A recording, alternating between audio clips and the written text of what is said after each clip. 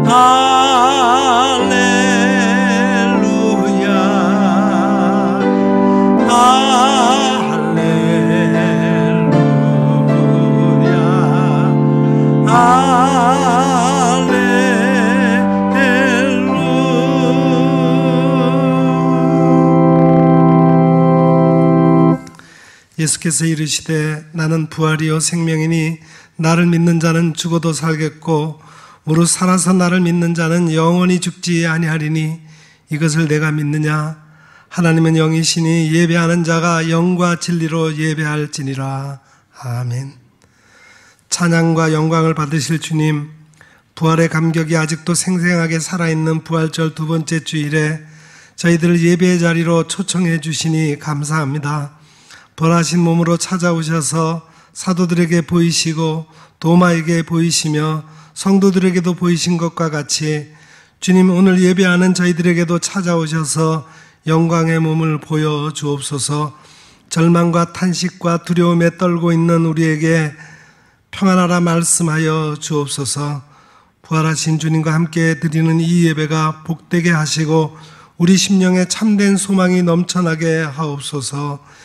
예수님의 이름으로 기원하옵나이다. 아멘.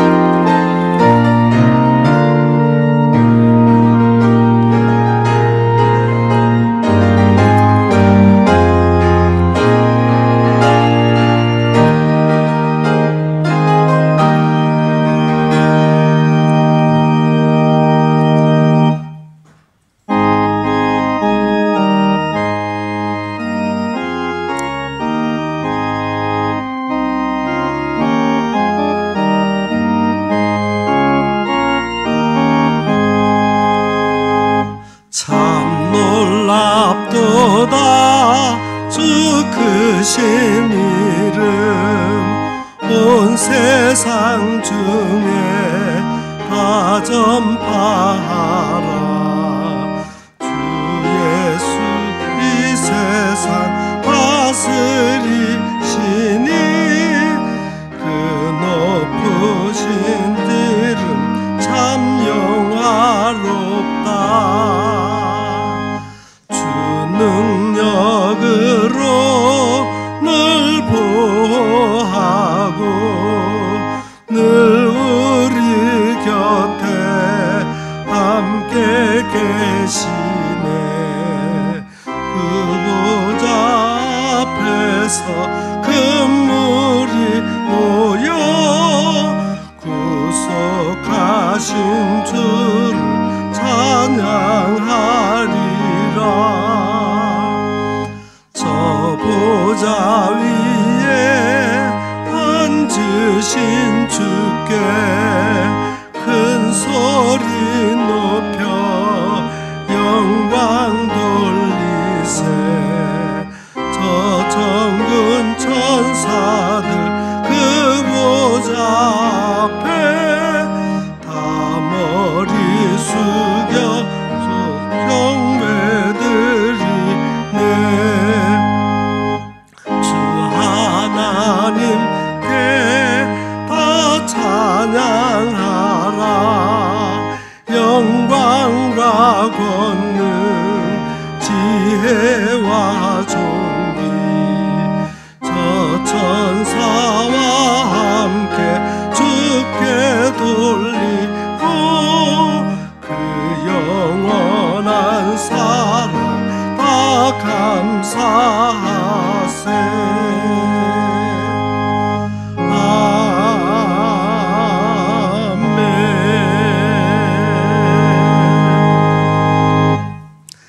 하나님은 우리의 참여하며 통회하는 마음을 기쁘게 받으십니다. 이 시간 지난 한 주간의 삶을 되돌아보며 우리의 죄와 허물을 주님 앞에 솔직하게 고백하는 시간을 갖겠습니다. 사랑이 많으신 아버지 하나님, 아버지의 집을 떠났다가 돌아온 탕자와 같이 저희들이 성전으로 돌아와 회개합니다. 우리가 누렸던 모든 명예와 물질과 건강은 하나님께로부터 값없이 받은 선물이었거늘 저희들은 깨닫지 못하여 하나님께 감사하는 마음이 없었습니다. 매일 매순간 숨쉬는 일에 이르기까지 하나님의 도우심과 인도하심 때문에 가능한 것이었지만 저희들은 그 은혜를 깨닫지 못하여 불평과 불만이 많았습니다. 작은 성취를 이루면 내가 능력이 있어서 된 것인 양 자랑했습니다.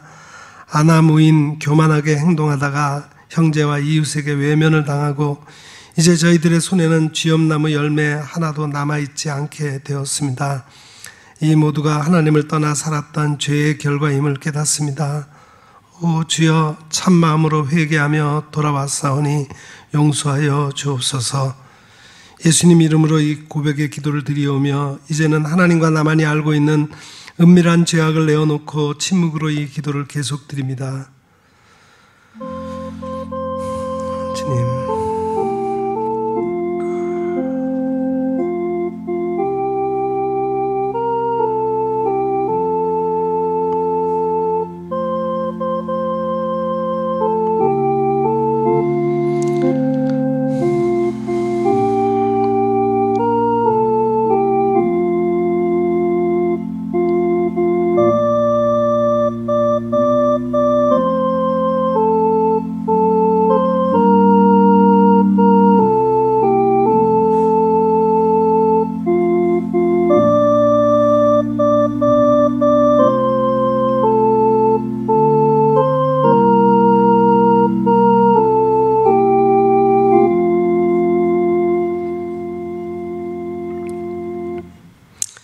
진실로 고백하며 참여하는 자에게 용서를 확신케 하며 위로를 주시는 말씀이 여기에 있습니다.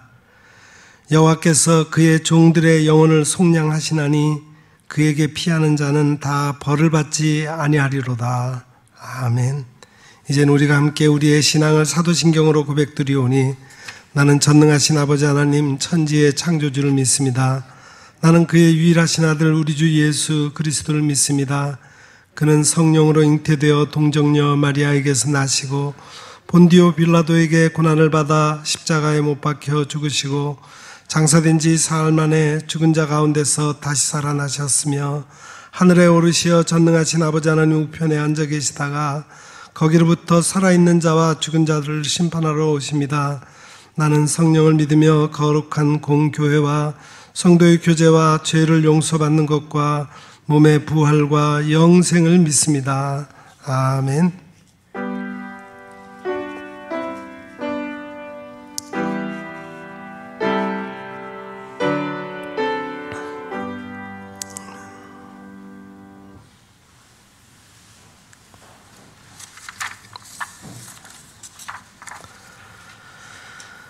내가 받은 것을 먼저 너희에게 전하였노니 이는 성경대로 그리스도께서 우리 죄를 위하여 죽으시고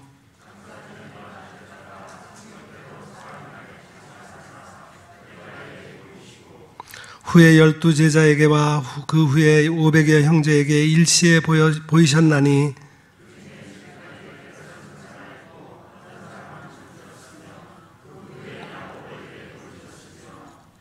그 후에 모든 사도에게와 만삭되지 못하여 난 자 같은 내게도 보이셨느니라.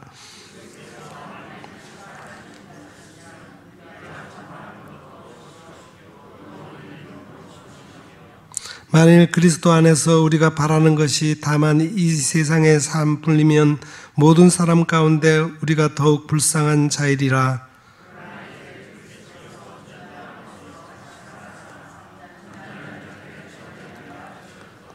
아멘.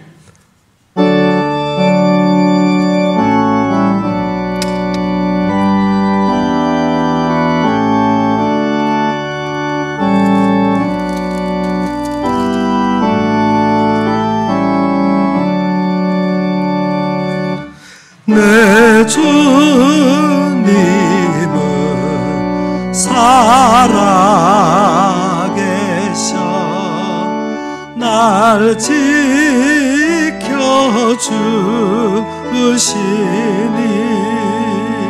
그 큰 사랑 인하여서 나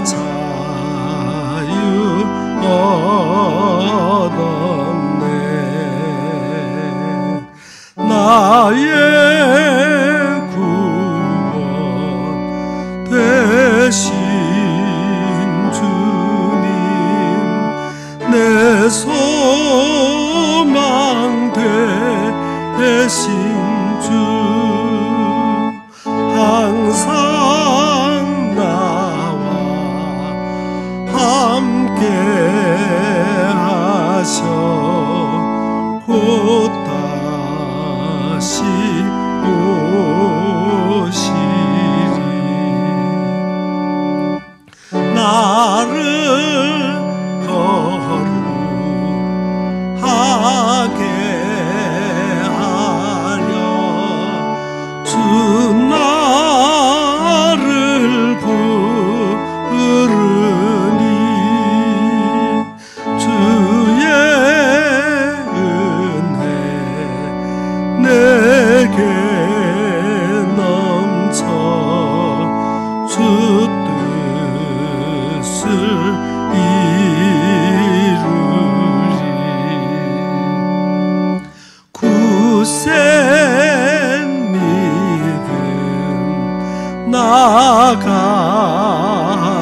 나가지고 주 말씀 따르며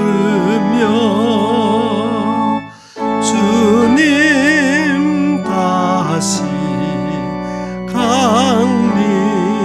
강림할 때 날 영접하시리.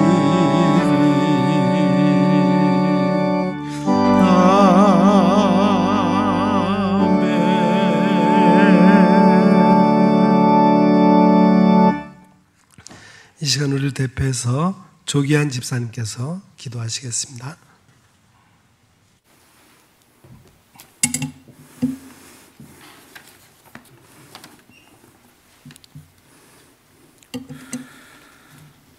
사랑과 부활의 주님, 지금 이 시간 간절한 마음으로 주님을 경배합니다. 부족한 저희를 죄로부터 구원하여 주시고 호흡할 수 있는 새 생명 주시니 감사합니다. 지난 시간은 주님 부활을 기쁨으로 맞이하는 시간이었습니다. 흠없이 하나님의 이름으로 이 땅에 오셨지만 모진 수모와 고통을 당하시고 십자가에 못 박히심은 인류 구원 사역을 위한 희생이며 저희에게 생명을 주시기 위한 은혜임을 고백합니다. 십자가에 못 박히신 고난이 나의 죄, 우리의 허물임을 생각할 때 나는 죄인입니다라고 고백할 수밖에 없습니다. 주님을 빌라도 법정에 넘겨주던 무리들, 십자가에 못 박으라고 아우성치던 무리가 내 자신임을 고백하오니 이 무지함과 믿음 없음을 용서하여 주시옵소서. 이제는 생명의 길에 우리를 인도하시고 주님과 동행하도록 이끌어 주시옵소서. 역사의 주관자이신 주님, 나라와 민족을 위해 기도합니다. 한반도에 전쟁 이념과 다툼이 없게 하시고 북한의 비핵화를 통해 남북 화해와 통일의 물꼬가 트이는 역사가 있게 하여 주시옵소서. 공산권 이념에 물들인 정권의 독재가 무너지게 하시고 복음에 목말라하는 북녘 동포들에겐 복음이 전해지는 역사가 있게 하여 주시옵소서. 대한민국의 역사를 주관하시는 주님, 이제는 경제가 회복되고 정치가 안정되어 사회적 갈등이 해소되도록 간섭하여 주시옵소서. 코로나19의 공포로부터 자유롭게 하시고 백신과 치료제가 개발되어 처방 중에 있사오니 환우에게는 신유의 은사를 주시고 의료진에게는 봉사와 헌신의 기쁨으로 육체적 힘겨움을 이겨낼 수 있도록 강인함을 주시옵소서. 간절하게 기도하오니 이 전염병으로 인한 하나님이 우리에게 말씀하시고자 하시는 뜻이 무엇인지 세미한 음성에 귀 기울여 듣게 하시옵소서. 사랑과 은혜의 주님, 영문교회를 위해 기도드립니다. 성경 말씀에 순종하는 교회, 예배를 사모하는 교회, 주님 사랑을 실천하는 교회, 지역 복음화와 구제에 앞장서는 교회, 비전이 있는 교회로 사도행전의 역사를 다시 세워가고 있습니다. 영문교회가 시대적 사명을 감당하는 교회로 성장하도록 훈련하시고 인도하여 주시옵소서. 개인적 신앙이 회복되게 하시고 예배가 회복되게 하시어 예수님 사랑을 온전하게 전하는 교회로 사랑과 배려와 감사로 이웃을 내 몸과 같이 섬기는 교회가 되게 하여 주시옵소서. 세워주신 교육자님들 위해 성령의 은사를 주시어 성도와의 교제에 예수님 사랑의 본이 되게 하여 주시옵소서. 선교 비전을 가지고 세계 복음화에 앞장서는 선교사님들을 축복하여 주시옵소서. 오지에 뿌려진 성령의 씨앗이 열매를 맺을 수 있도록 환경을 만들어 주시고 우리가 기도와 물질로 후원하여 복음 전파에 동행하는 기쁨이 있도록 하여 주시옵소서. 새벽 여명에 외로이 기도하셨던 주님, 성도님들 주님 전에 간절한 기도를 올려드립니다. 기도를 통해 하나님과 교제하게 하시고 이 기도에 응답하여 주시옵소서. 질병과 육체의 고통에서 자유롭게 하시고 취업을 준비하는 청년들에게 비전을 주시며 운영하는 사업장에 축복하셔서 물질을 풍요를 이웃과 함께 나눌 수 있도록 하여 주시옵소서. 갈등하는 곳에 먼저 용서하며 화해의 손을 내밀 수 있는 용기를 주시옵소서. 어린 생명을 사랑하셨던 주님, 교회 학교를 위해 기도드립니다. 대중매체의 즐거움으로 인해 교회 학교 모이기가 힘들어지고 있습니다. 코로나19의 영향으로 예배를 온전하게 섬길 수 없어 안타깝습니다. 어린 생명을 축복하셔서 주님을 알아갈 수 있는 기회를 만들어 주시고 섬기는 선교사들, 교사들 주님 말씀을 바르게 전할 수 있도록 열정과 지혜를 주시옵소서. 특별히 간과없기는 청년들을 축복하셔서 미래의 역사를 이끌어갈 리더들이 이곳 영문교회에서 배출되어지도록 은혜를 풍성하게 내려 주시옵소서. 오늘 예배를 인도하시는 최재현 목사님 강건함을 주시옵소서. 성령의 은혜를 주셔서 주님의 말씀을 보화를 전할 때 성령의 은혜가 주님 전에 넘치게 하여 주시옵소서. 보혜사 성령님의 도우심으로 형제자매들이 영적 예배를 올려드리오니 받아 주시옵소서. 사랑하는 주님, 주님 말씀을 실천하는 손과 열린 마음이 아름답습니다. 예배를 사모함으로 주님 앞으로 향하는 발걸음 또한 사랑스럽습니다.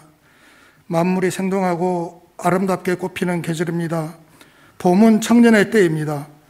영문교회가 청년의 때와 같이 열정이 넘치고 주님 사랑을 온전하게 실천하는 아름다운 교회가 되기를 소망하오니 저희와 함께하여 주시옵소서.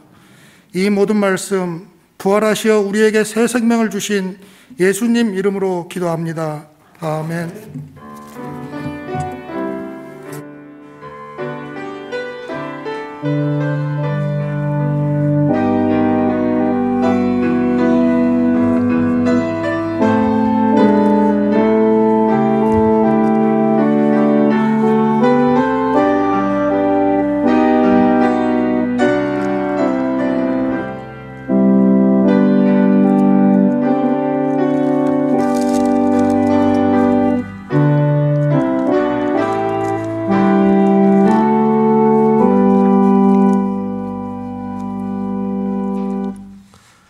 봉헌 시간입니다. 봉헌은 하나님께서 우리에게 베풀어 주신 것들을 헤아려 감사하면서 우리에게 주신 것 중에서 최고의 것을 하나님 앞에 드리는 것입니다. 이 시간이 우리 모두에게 그런 시간이 되기를 바랍니다. 찬송가 50장 함께 부르면서 50장 1절 봉헌송으로 부르면서 봉헌하겠습니다.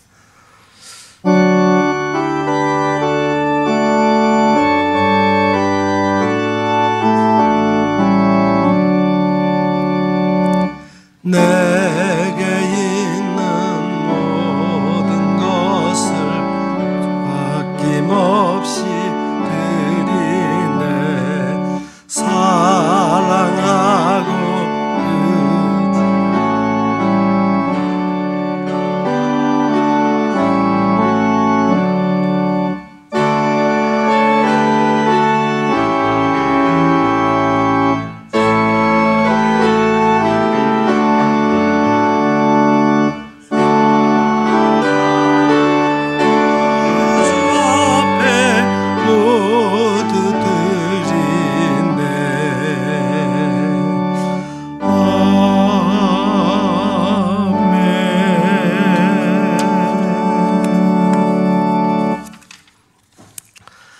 사랑하는 하나님, 주님이 베풀어 주신 은혜에 감사드리며 우리의 마음과 시간과 재능을 드리는 표로 여기 귀한 예물을 정성껏 준비하여 드립니다. 주님 기뻐 흠양하여 주시고 드린 손길들을 기억하시어 더욱 주의 일에 귀하게 쓰임받는 손길이 되게 하시옵소서. 경영하는 사업에 복을 내리시고 가정에 은혜를 내리셔서 하는 일마다 형통하게 하시고 하나님께 영광이 되게 하옵소서. 드려진 예물이 교회와 하나님이 기뻐하시는 사업에 바르게 사용될 수 있기를 기도합니다. 하나님의 나라가 확장되게 하시고 선교사님들의 사역에 큰 힘이 되게 하옵소서. 우리로 물질의 종이 되지 말게 하시고 잘 다스리는 자로, 바른 사용자로 살게 하옵소서. 오늘도 드리고 싶은 마음이 간절하지만 여의치 못해 드리지 못한 심령을 위로해 주시고 다음엔 마음껏 드릴 수 있는 풍성함을 허락해 주옵소서. 사랑이 풍성하신 우리 주 예수 그리스도의 이름으로 이 봉헌의 기도를 드리옵나이다. 아멘. 네.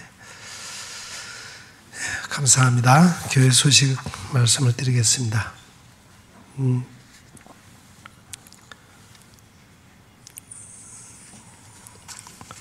우리 주일 오후 2시에 본당에서 주일 3부 예배로 청년들과 함께 드리겠습니다. 1부, 2부 예배에 참여하지 못한 분들, 현장 예배에 원하시는 우리 성도들은 3부 예배도 참석할 수 있습니다. 수요 예배를 찬양 예배로 또 찬양과 기도로 드립니다. 수요 예배도 성도들 많이 관심 가져주시고 참석해 주시기 바랍니다.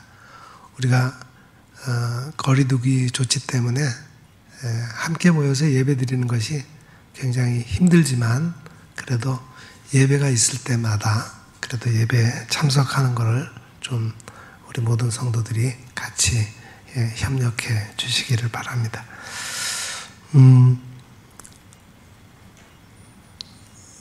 예배, 나머지 광고는 교회 소식란 참고해 주시고요. 예배 후에 우리 송숙규 권사님께서 떡을 마련해 주셨습니다. 예배 후에 떡을 하나씩 받아가시기를 바랍니다.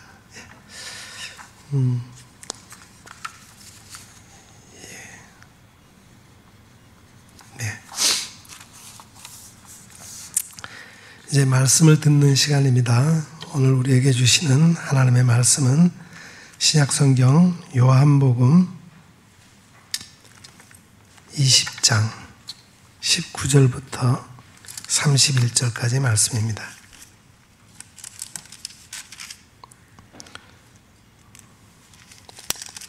요한복음 제20장 19절부터 31절까지 말씀, 이제 제가 받들어 읽겠습니다. 이날 곧 안식 후 첫날 저녁 때에 제자들이 유대인들을 두려워하여 모인 곳에 문들을 닫았더니 예수께서 오사 가운데 서서 이르시되 너희에게 평강이 있을지어다. 이 말씀을 하시고 손과 옆구리를 보이시니 제자들이 주를 보고 기뻐하더라. 예수께서 또 이르시되 너희에게 평강이 있을지어다. 아버지께서 나를 보내신 것 같이 나도 너희를 보내노라. 이 말씀을 하시고 그들을 향하여 숨을 내쉬며 이르시되 성령을 받으라. 너희가 누구의 죄든지 사하면 사하여질 것이요 누구의 죄든지 그대로 두면 그대로 있으리라 하시니라. 12 제자 중 하나로서 디두모라 불리는 도마는 예수께서 오셨을 때에 함께 있지 아니한지라. 다른 제자들이 그에게 이르되 우리가 주를 보았노라 하니 도마가 이르되 내가 그의 손에 못자국을 보며 내 손가락을 그 못자국에 넣으며 내 손을 그 옆구리에 넣어보지 않고는 믿지 아니하겠노라 하니라. 여드레를 지나서 제자들이 다시 집안에 있을 때에 도마도 함께 있고 문들이 닫혔는데 예수께서 오사 가운데 서서 이르시되 너희에게 평강이 있을지어다 하시고 도마에게 이르시되 내 손가락을 이리 내밀어 내 손을 보고 내 손을 내밀어 내 옆구리에 넣어보라. 그리하여 믿음 없는 자가 되지 말고 믿는 자가 되라. 도마가 대답하여 이르되 나의 주님이시여 나의 하나님이시니이다. 예수께서 이르시되 너는 나를 본고로 믿느냐? 보지 못하고 믿는 자들은 복되도다 하시니라. 예수께서 제자들 앞에서 이 책에 기록되지 아니한 다른 표적도 많이 행하셨으나 오직 이것을 기록함은 너희로 예수께서 하나님의 아들 그리스도이심을 믿게 하려 하며 또 너희로 믿고 그 이름을 힘입어 생명을 얻게 하려 함이니라. 아멘. 네, 오늘 찬양은 최은영 집사님 준비해 주셨습니다.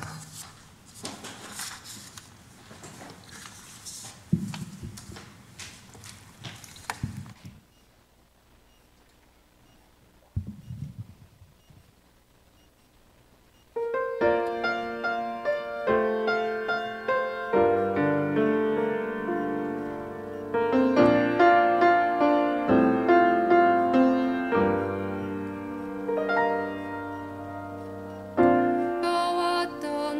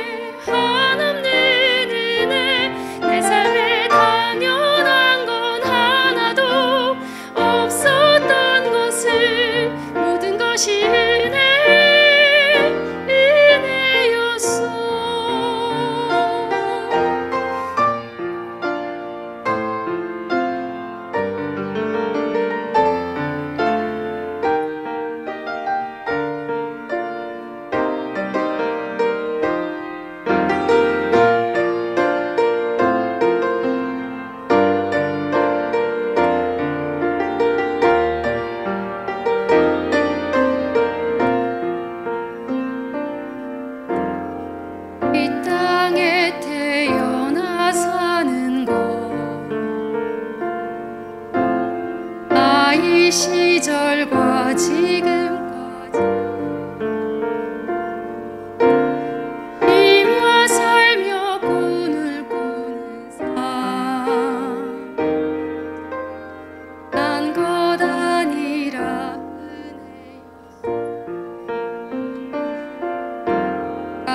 하나님의 자녀로 살며 찬양하고 예배하는 삶, 꿈을 전할 수 있는 축복, 난 것 아니라 은혜였소.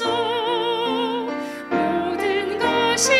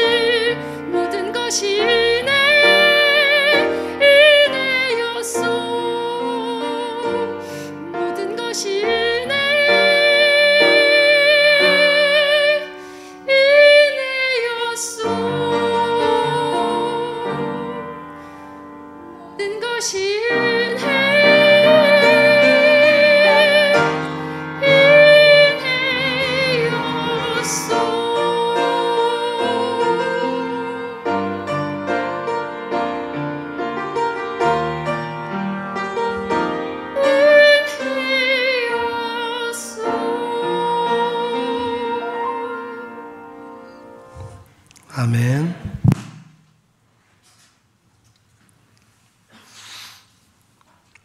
감사합니다.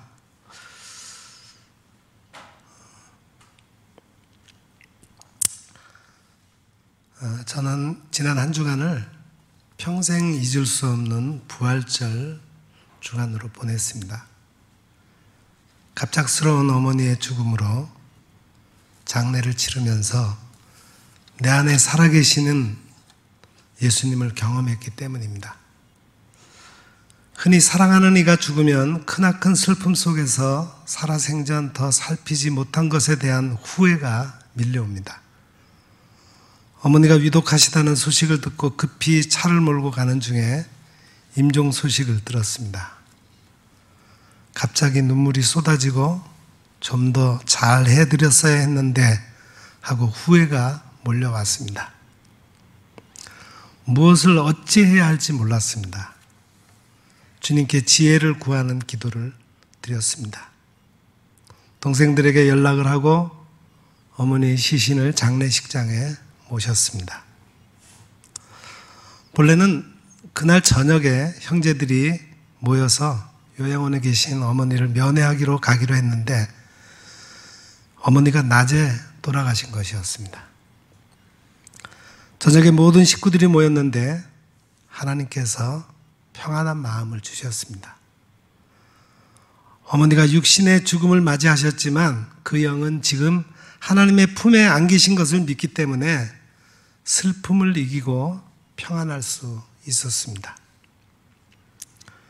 그것은 이 부활절에 어머니의 죽음을 통해서 부활의 주님께서 우리에게 주신 크나큰 선물이었습니다. 그동안 잘 모이지 못했던 동기간이 다 한자리에 모여서 돌아가신 어머니에 대한 추억을 얘기하며 서로 위로하고 격려했습니다. 특히 입관을 모신 후에 한 사람씩 돌아가면서 어머니께 마지막 인사를 나누는 자리에서 서로의 잘못과 부족을 고백하며 어머니의 사랑이 예수님으로부터 온 것임을 고백할 때 주님의 용서와 성령의 위로가 충만하여 평안과 기쁨을 경험하게 되었습니다. 그리고 앞으로 우리가 어떻게 사는 것이 바르게 사는 것인지 부모님이 유산으로 남겨주신 신앙의 삶을 재다짐하는 시간을 갖게 되었습니다. 오늘 본문 말씀은 부활하신 주님께서 제자들을 찾아오신 사건을 우리에게 증거합니다.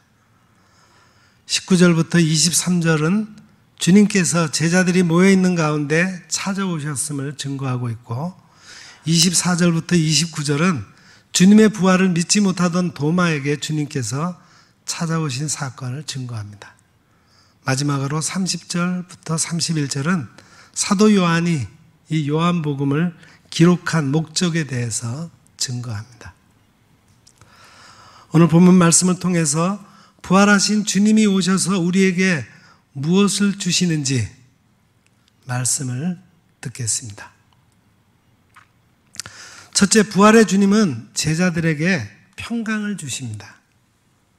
여기 19절에 보면은 이날 곧 안식 후 첫날 저녁 때에 제자들이 유대인들을 두려워하여 모인 곳의 문들을 닫았더니 예수께서 오사 가운데 서서 이르시되 너희에게 평강이 있을지어다. 여기 안식 후 첫날은 주님께서 부활하신 날, 즉 주일을 의미합니다. 주님은 주일 이른 새벽 부활하셨습니다. 막달라 마리아와 베드로와 주님께서 사랑하시던 다른 제자는 이른 아침에 주님의 시체를 두었던 무덤이 비어 있음을 확인했습니다. 주님은 가장 먼저 막달라 마리아를 찾아오셨고 그녀는 주님을 보았음을 제자들에게 전했습니다. 빈 무덤을 확인했고 막달라 마리아로부터 그녀가 주님을 보았음을 전해 들었던 제자들은 그날 저녁 한자리에 모여 있었습니다. 부활의 소식을 듣고도 제자들은 부활하신 주님을 찾아 나설 수가 없었습니다. 왜냐하면 주님을 고발한 유대인들이 자신들을 찾고 있으며 자신들도 주님처럼 고난당할 것을 두려워했기 때문입니다. 모인 곳에 문들을 닫았다라고 하는 표현을 통해서 우리는 두 가지 의미를 확인할 수 있습니다. 먼저 두려움에 빠진 제자들의 심리적인 상태가 폐쇄적이라는 거예요. 제자들은 모든 문의 빗장을 걸어 누구도 들어오지 못하도록 했습니다. 그들이 걸어 잠근 것은 문들만이 아니었습니다. 제자들은 마음의 빗장도 걸어 잠갔습니다.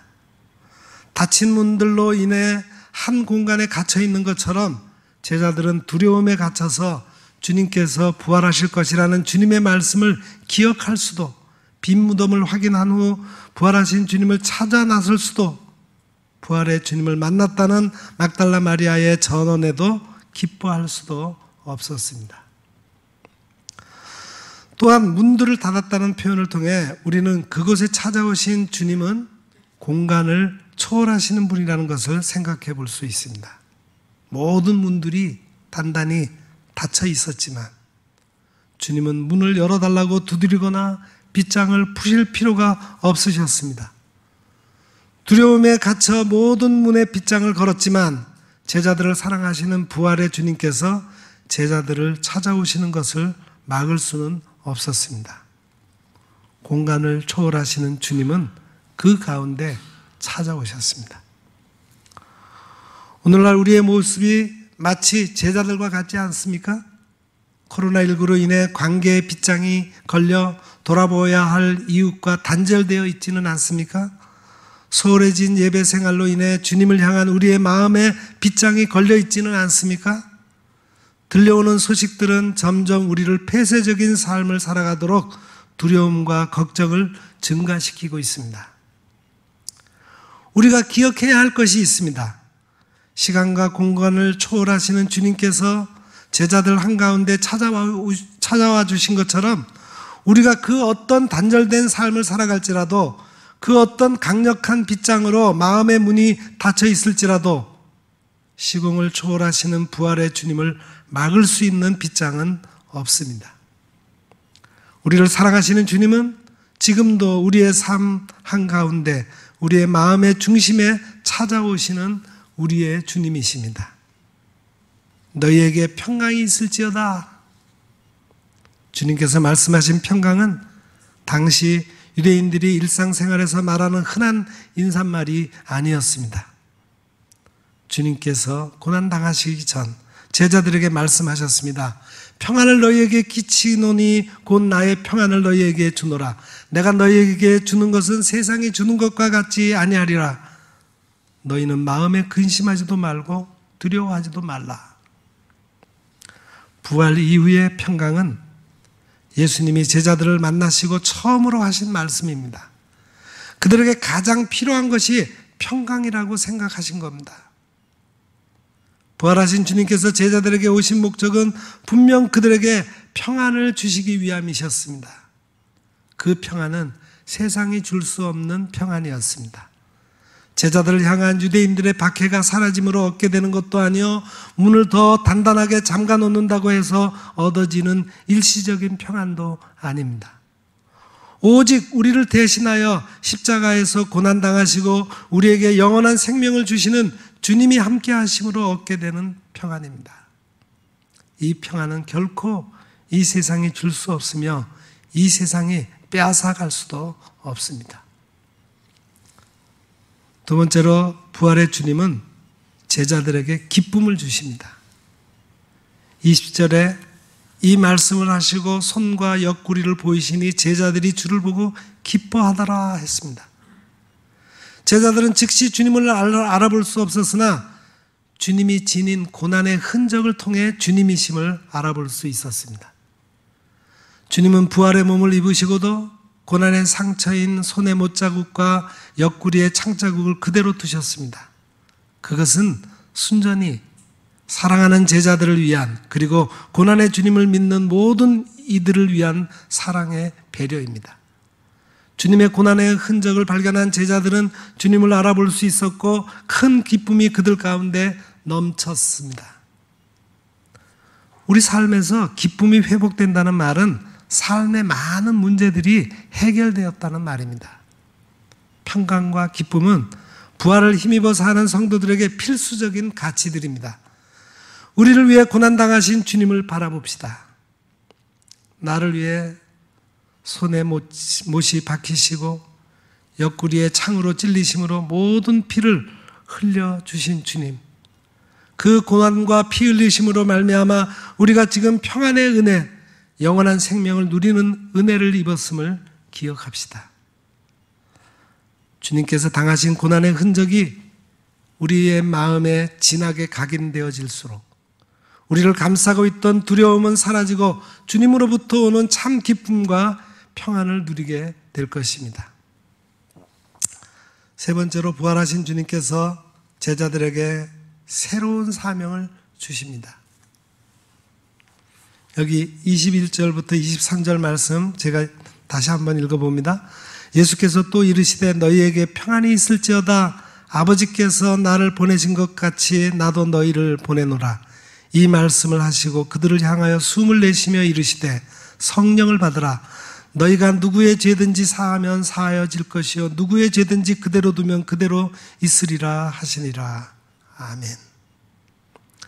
부활의 주님은 평안과 기쁨을 주실 뿐 아니라 사명도 주셨습니다. 예수님은 자신을 하나님이 보내신 분으로 정의합니다.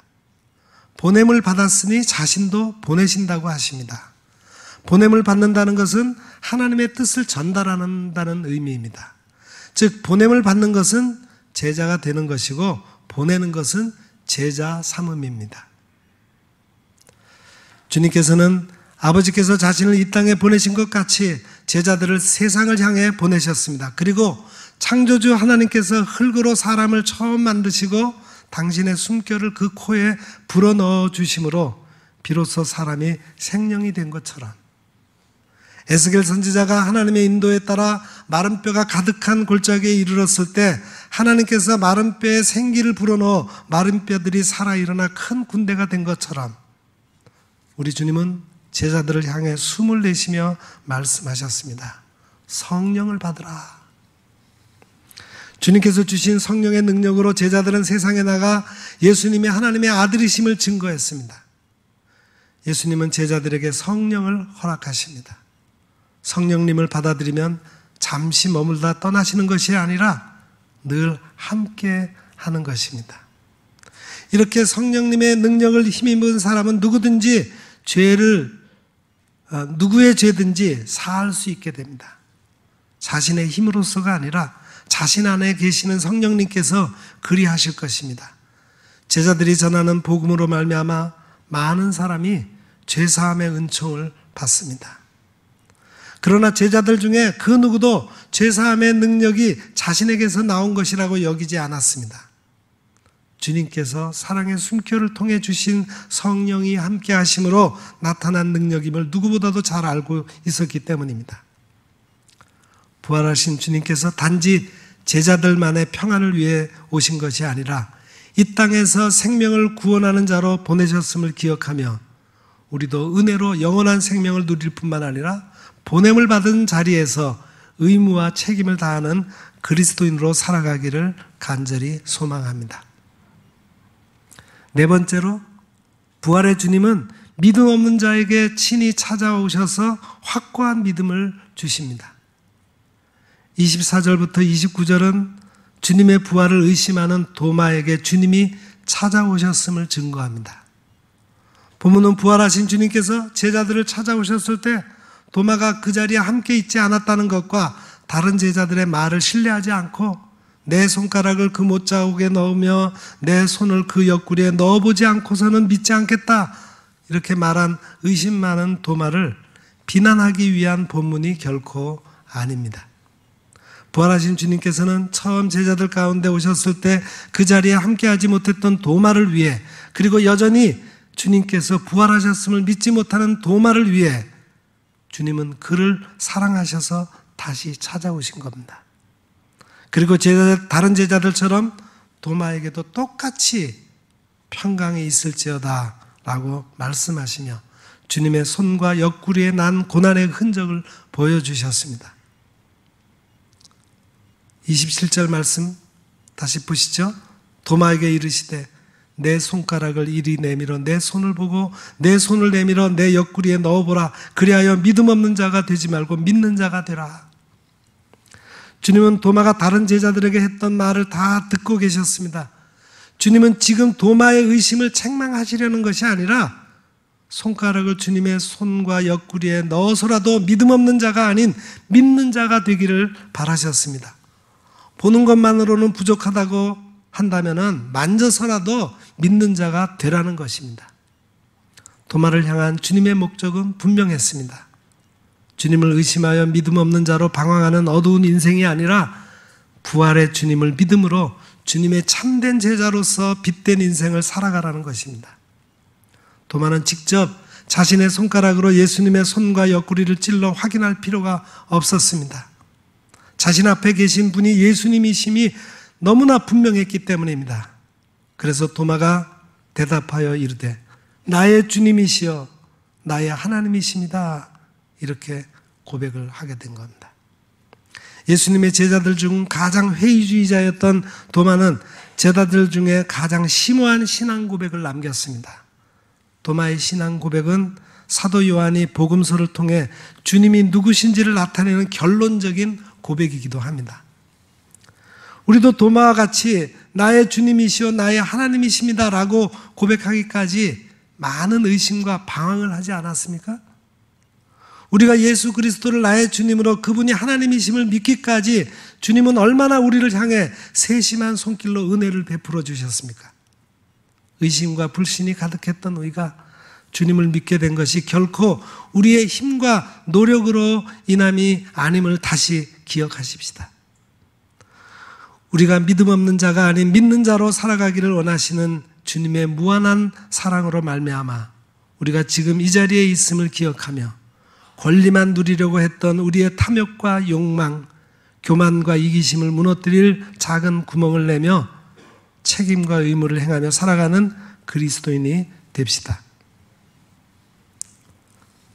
마지막 다섯 번째로, 부활의 주님은 주의 부활을 믿는 모든 자들은 복되도다. 그렇게 말씀하십니다. 여기 29절에 예수께서 이르시되 너는 나를 본고로 믿느냐? 보지 못하고 믿는 자들은 복되도다 하시니라 했어요. 이 말씀은 주님께서 도마의 믿음을 책망하시는 것이 아니라 후에 부활하신 주님을 믿는 모든 성도들이 누리게 될 복을 선포하신 것입니다. 그 복이 무엇입니까? 30절부터 31절 말씀입니다. 예수께서 제자들 앞에서 이 책에 기록되지 아니한 다른 표적도 많이 행하셨으나 오직 이것을 기록하면 너희로 예수께서 하나님의 아들 그리스도이심을 믿게 하려 하며 또 너희로 믿고 그 이름을 힘입어 생명을 얻게 하려 함이니라. 아멘. 도마는 주님을 눈으로 보고 믿었으나 우리는 기록된 하나님의 말씀으로 주님을 믿고 있습니다. 이것이 주님께서 말씀하신 복입니다. 우리는 주님께서 제자들 앞에서 행하신 모든 표적을 다 알지 못하고 눈으로 본 것도 아닙니다. 그러나 복음서에 나타난 주님의 표적과 고난당하시고 부활하신 주님에 대한 기록된 말씀을 눈으로 읽고 귀로 듣고 있습니다. 주님께서 성경의 기자들을 통해서 기록된 하나님의 말씀을 우리에게 주신 목적이 무엇이라고 말씀하고 있습니까? 예수님이 하나님의 아들 그리스도이심을 믿고 영원한 생명을 얻게 하기 위함이라고 했습니다. 주님은 기록된 말씀을 통해서 우리에게 매일 매순간 자신을 나타내십니다. 말씀으로 찾아오시는 주님으로 인해 우리가 믿는 자가 되어 영원한 생명을 누리는 복된 자가 되었음을 기억하며 오늘도 주님의 이름을 힘입어 살아가는 복된 삶이 되시기를 축복합니다. 말씀을 정리합니다. 평안은 부활의 주님을 맞이한 사람들이 갖게 되는 특징이고 특권입니다. 예수님이 부활 이후 제자들을 만나신 자리에서 그들에게 회복하신 첫 번째가 바로 평강이었어요. 평강이 그들에게 가장 간절했던 것이라 보셨기 때문입니다. 기뻐하는 그들을 보시고 다시 한번 평강을 허락하신 후 처음 하신 말씀이 하나님이 자신을 보내신 것처럼 예수님도 제자들을 보내신다고 하십니다. 평강을 회복한 사람은 다른 이에게도 이 평강을 전해야 한다는 사명을 주셨습니다. 어떻게 세상 사람들에게 이 평강을 전할 수 있을까요? 성령님을 통해서입니다. 예수님은 제자들을 다시 세상에 보낸다고 하시는데 이 부활하신 예수님을 경험한 사람은 제자가 됩니다. 즉 제자들을 세상에 보내시는 겁니다. 그런데 그냥 보내지 않으시고 특별한 도우시는 분 성령님을 허락해 주십니다. 결국은 다른 사람의 죄까지 사해야 합니다. 이 용서는 우리 그리스도인이 가지고 있는 특징이고 특권입니다. 우리의 죄를 하나님이 사하신 것처럼 성령님의 능력을 힘입으면 우리도 용서할 용기가 생깁니다. 내가 다른 사람을 용서하면 그 사람은 평강을 회복할 것입니다. 그들에게 부활의 주님을 전할 때 부활의 능력으로 그들은 더욱더 큰 평강을 얻게 될 것입니다. 어느 방송에서 칠공주집 이야기가 소개된 적이 있습니다. 그 칠공주집에 한 사람이었던 딸이 12살 때 상경해서 남의 집 식모살이를 했는데 겨울에는 냉골에서 잠을 자고 밥도 제대로 챙겨 먹지 못하는 고생스러운 시간이었다고 합니다. 더욱 어렵겠다 싶은 것은 주인 내외가 싸웠을 때면은 구두로 이 할머니의 발을 밟았다는 대목입니다. 이런 고생스러웠던 시절에 대해서 지금 한마디 하라는 유재석 씨의 말에 남편인 할아버지는 다 지나갔는데 잘 살면 되는 거라고 웃어 넘겼어요. 당사자였던 할머니는 말합니다. 아줌마, 어느 곳에 계실지는 모르지만 지금 내 얼굴을 보면 아줌마는 알지도 몰라요. 그러나 그때 아줌마가 나한테 행했던 것은 아실 겁니다. 아줌마, 편안한 마음으로 잘하고 사십시오. 우리도 잘하고 살겠습니다. 안녕히 계세요. 용서는 평안입니다. 이 할머니도 평안을 회복했으니 용서했을 겁니다. 주님은 우리의 죄를 궁극적으로 용서하셨습니다. 그리고 화평을 회복하셨습니다. 이것이 곧 부활의 기쁨입니다. 이 만물이 소생하고 부활의 기쁨이 넘치는 계절에 우리 모든 성도의 삶 속에 주님의 부활이 주는 평강과 기쁨이 넘쳐나고 성령의 능력으로 제자의 사명을 잘 감당하여 용서와 사랑으로 생명 회복이 이 땅에 이루어지기를 축복합니다. 기도하겠습니다. 하나님 아버지, 두려움 속에서 모든 눈과 마음의 빗장을 건 제자들에게 시간과 공간을 초월하시는 부활하신 주님께서 찾아오셔서 세상이 줄 수 없는 평안과 기쁨을 허락해 주신 것처럼 우리에게도 참 평안과 기쁨을 허락해 주옵소서. 우리의 삶의 자리에서 들려오는 소식들은 점점 우리의 마음을 짓누르며 관계의 빗장과 마음의 빗장을 더욱 단단하게 만듭니다. 우리에게 세상이 줄 수 없는 참 평안을 주시기 위해 손에 못이 박히시고 옆구리에 창으로 찔리신 주님의 고난의 흔적이 우리의 마음에 날마다 선명하게 각인되어 영원한 생명이신 하나님의 아들 예수 그리스도만을 신뢰하며 살게 하옵소서. 우리는 도마와 같이 의심하며 믿음 없는 자로 살아가던 자들이었으나 우리를 포기하지 않으시는 주님의 사랑으로 이 자리에 있음을 기억합니다. 오늘도 우리를 세상에 보내신 주님의 목적과 뜻에 합당한 책임과 의무를 감당하는 신실한 그리스도인으로 살아가게 하옵소서. 예수님의 이름으로 간절히 기도드리옵나이다. 아멘.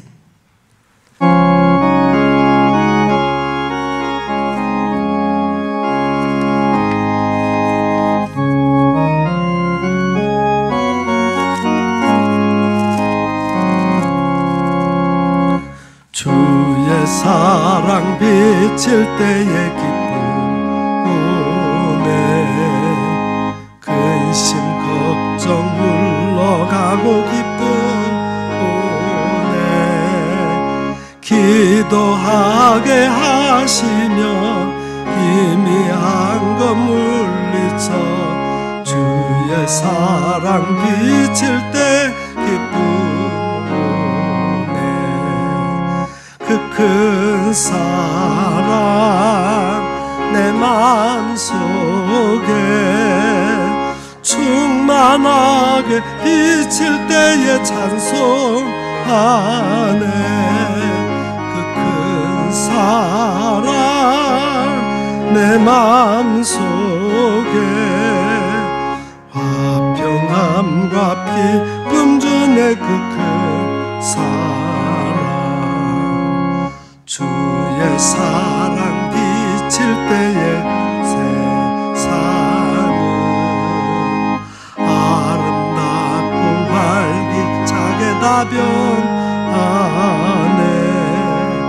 화평 중에 내 영혼 영광스런 새 생명 다시 찾게 되었네 그 큰 사랑 내 마음속에 충만하게 비칠 때에 찬송하네 그 큰 사랑 내 마음속에 화평함과 기쁨 주네 그 큰 사랑 주의 사랑 비칠 때에 세상은 어둠 슬픔 중한 짐이 다 사라져 우리들의 가는 길 밝히 비춰주시며 복을 받게 하시네 그 큰 사랑 그 큰 사랑 내 마음속에 충만하게 비칠 때에 찬송하네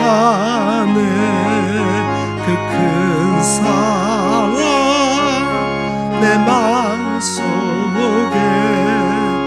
화평함과 기쁨 주네 그 큰 사랑 주의 사랑 비칠 때에 그 광채가 찬란하게 우리 둘러 비치겠네 세상 모두 이기고 천국 생활할 때도 주의 사랑 비친 그 큰 사랑 그 큰 사랑 내 마음속에 비칠 때에 찬송하네 사랑 마음속에 평안과 기쁨 주네 그 사랑.